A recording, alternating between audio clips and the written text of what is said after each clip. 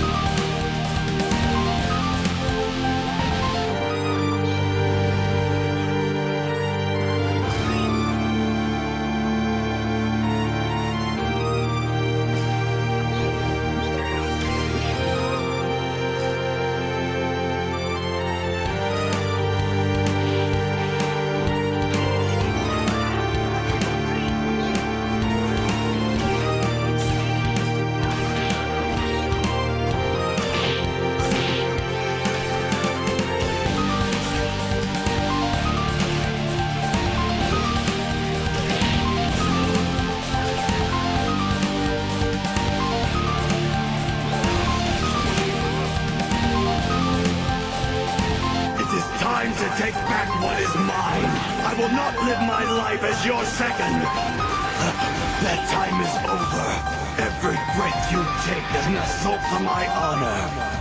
But no more, Kakarot. By my hand, you will be cut down inch by inch. The way you have cut down my pride.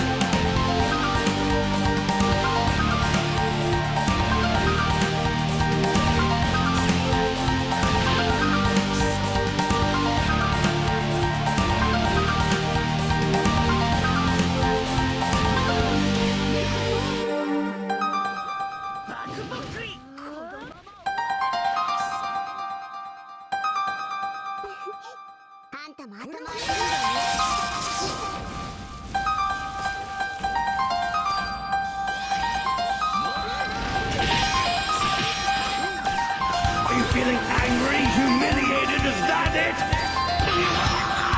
Fool! You